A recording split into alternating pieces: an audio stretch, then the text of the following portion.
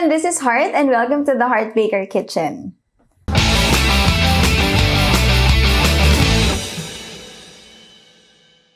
Today, we will be making a super easy chocolate banana almond smoothie bowl. The ones that you can see, very Instagrammable and pretty smoothie bowls.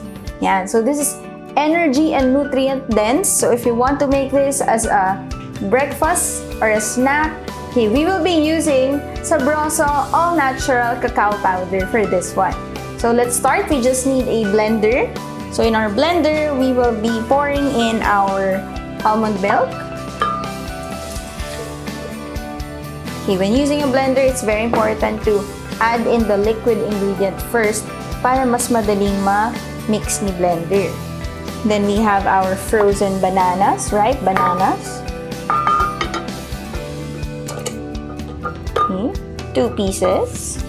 And then we have the all-natural Sabroso Cacao Powder. So ano po ba yung difference ni cocoa powder kay cacao powder? Cacao powder is raw and all-natural, yung kanyang chocolate flavor. So cocoa powder is already processed.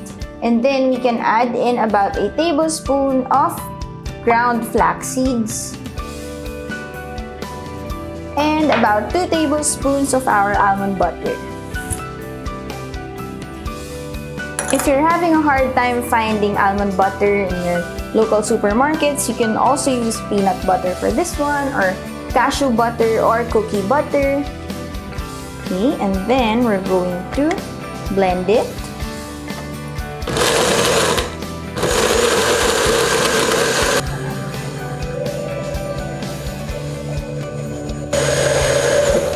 Okay, that's it. We just blend it until it's fully incorporated and smooth. Okay, no more lumps of banana. Then we just pour it in our bowl.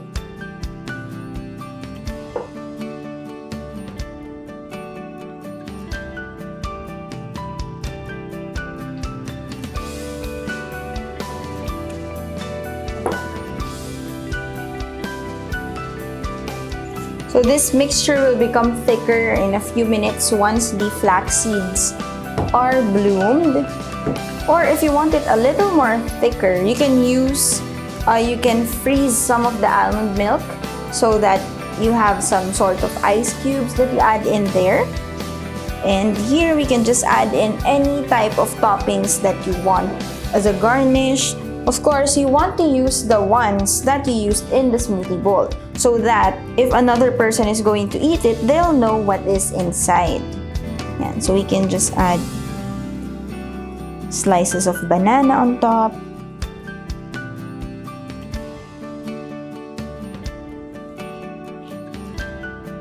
Okay, some of our cacao nibs for added texture. A little bit of crunch. And of course, since we added some almonds there, we're going to add in some roasted almonds, chopped roasted almonds.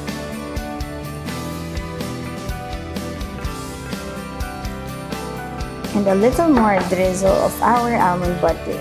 And that's it. You can just garnish this however you like.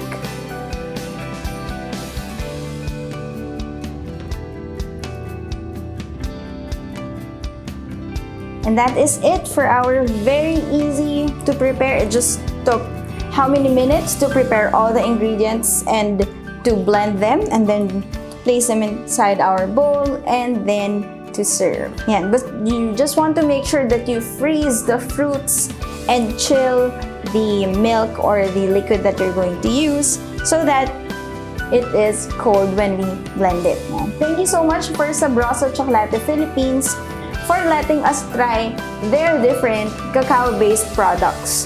So what we have here was the Sabroso all-natural raw cacao powder, and we also use Sabroso Cacao Nibs. Sabroso Chocolate is also available at the Heartbaker PH Baking Needs or on their website, on their online store, Shopee, and Lazada. If you have any comments or suggestions or recipe requests that we can make on our next videos, please make sure to comment down below. Like and subscribe here at our YouTube channel, The Heartbaker Kitchen, and Like and follow us on Facebook and Instagram, The Heartbaker PH. And that is it for our smoothie bowl recipe. This is Heart Caliente. Thank you for watching!